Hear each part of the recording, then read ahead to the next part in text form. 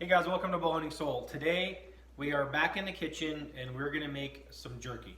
Now today we're not going to make, unfortunately it's not going to be venison jerky or anything like that. I'm all out. I'm all out of fresh wild game. But I am going to use some roast that I made into jerky strips. Now we're going to actually make like the sliced jerky. We're not going to do the like the jerky gun where you do it with ground meat or whatever. But either works. The way I like, actually, just an FYI, by the way, I was able to get about 4.5 pounds. Okay, I know it doesn't look all that appetizing right now. About 4.5 pounds of roast. I got like the manager special, which is just fine as long as it's not bad or whatever. But they go on sale and you get like the big hunks of roast, like 2-pound roasts or 2.5 pound roasts or whatever. So I got about 4.5 pounds with like $4 off each one. For like 14 bucks or 12 or 14 bucks or whatever. It was a steal. So keep an eye out for that kind of stuff at the store if you're buying beef and things like that. You can make this with turkey. You can make this with wild pig. You can make it with domestic pork, whatever you want to do. Right now this is just beef, and I didn't go through all the processes here. I actually started doing this earlier because I didn't think to make a video about it till I was kind of starting off in the process. But anyway, so what I did is I've got a paper towel so I can show you here.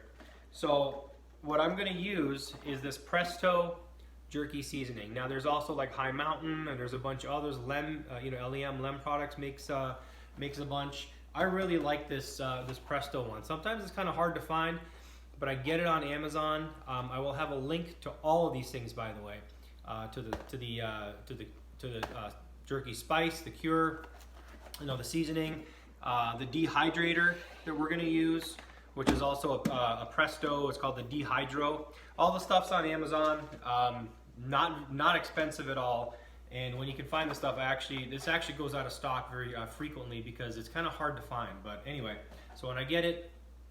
I always have it, and that way when I need to make a batch, I don't have to worry about it. So what I'm going to use is, like I said, that Presto seasoning, and what it comes with, it actually comes with the spice and it comes with a cure, okay? Now each one of these is said to do like 1 pound of meat, okay? So you mix it with the amount of water that it says to mix it with, which is like, I think like 1/4 cup or whatever. Now I find that if I do well, again, do it at your own risk, okay? Everybody kind of mixes and matches a little bit here, but I find that if I do, like 4 pounds and like 4 packets, this is the cure, 4 packets of the cure, then it ends up being way too salty for me. Now I'm gonna dry this, dehydrate it. It's not gonna sit around for long. So what I actually do, I end up doing like 2 to 1 on these things. Again, legal disclaimer, follow the directions, okay? Don't always do what I do, but a lot of people, sometimes will put a lot less curing salts in there to not have it so salty. Sometimes it can become overpowering. So anyway, so what I did is I ended up slicing this meat, okay, and this is actually when it's been sitting in there overnight. It's pretty thin. Now some people will tell you to slice it, a 1/4 inch. 1/4 inch to me is way too thick. It will dehydrate. It's just going to take longer to dehydrate.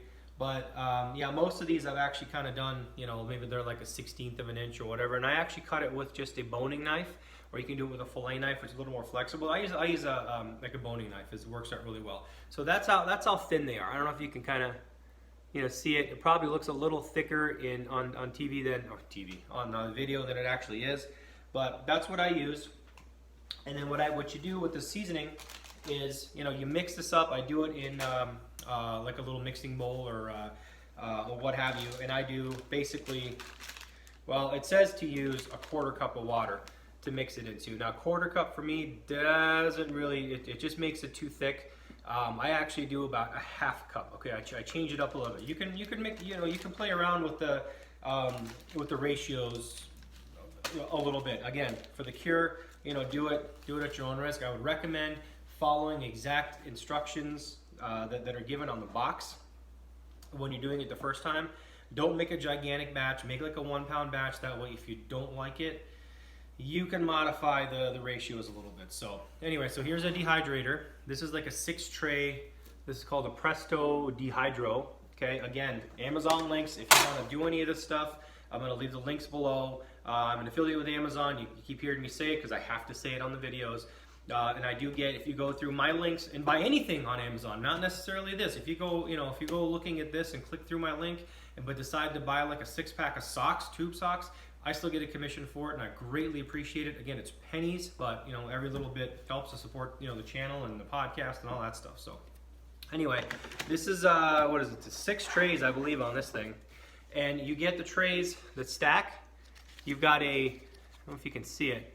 You've got like a ribbed side over here where the ridges kind of sit up, and then you've got like a flat side. Well, of course, you want to put it on the flat side, and the way you do that is these things stack like this.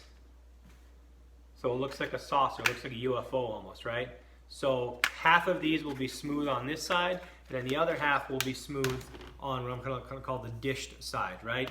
So that they don't sit, they don't squish each other like this, otherwise there'd be no room for meat in the middle. So you basically they alternate like that, okay?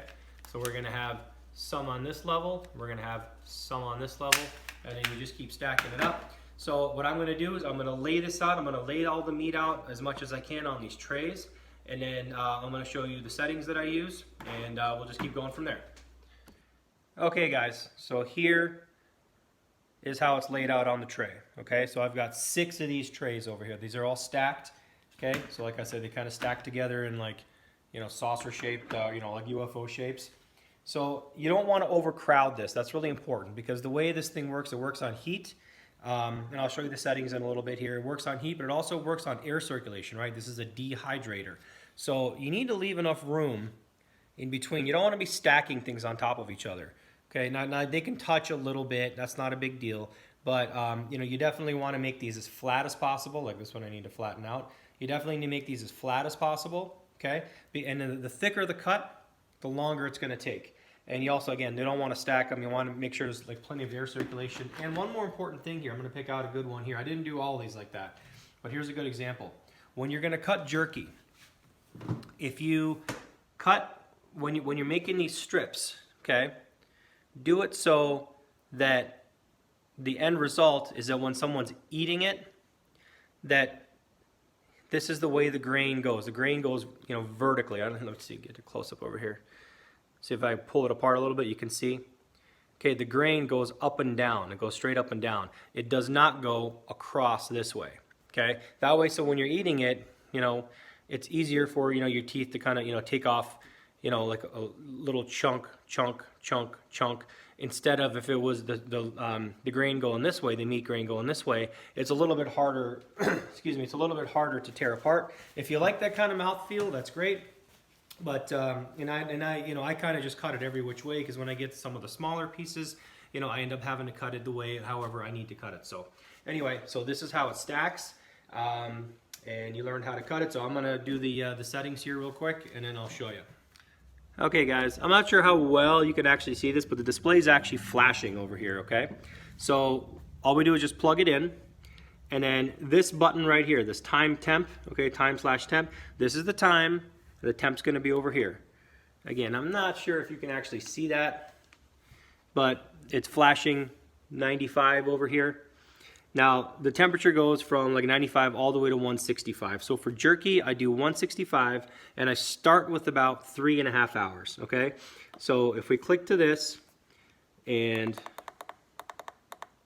we go 3.5 hours, okay, 330, and then we click over here to the temperature, and I raise the temperature, it goes to 165. If you go too far, it goes back down to 90, right? So you back up, and then you hit start, and you're gonna hear the fan come on.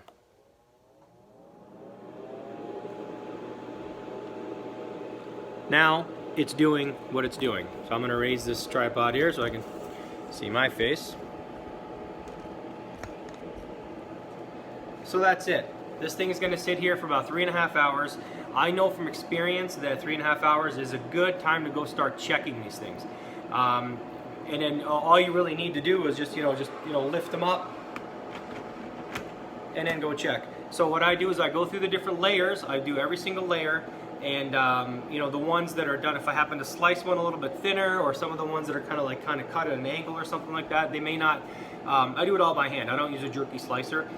They may not, you know, dry evenly and stuff. So, and then the amount of dehydration, the amount of dryness that you like is a personal thing. So some people like it just a little bit moist inside. Some people like it like, you know, cardboard dry.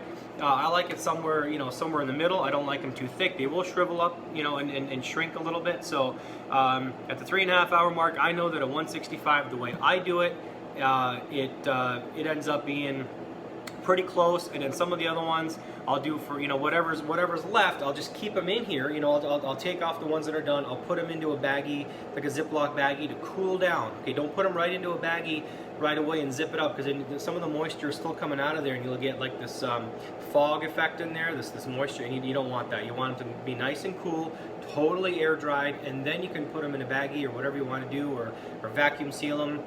For me, vacuum sealing with these ones, at least with the bags I use, doesn't work very well because it actually pokes holes in the side and the vacuum goes away. I'm not a big fan of vacuum sealers. Maybe I just need to be using like better vacuum bags.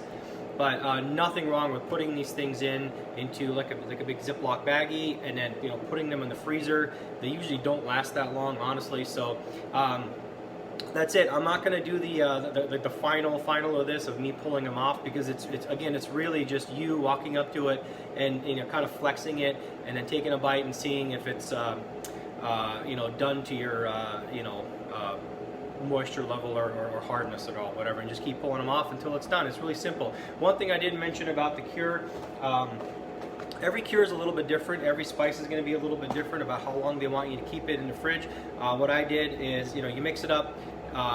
You know, you pour that mixture over the meat.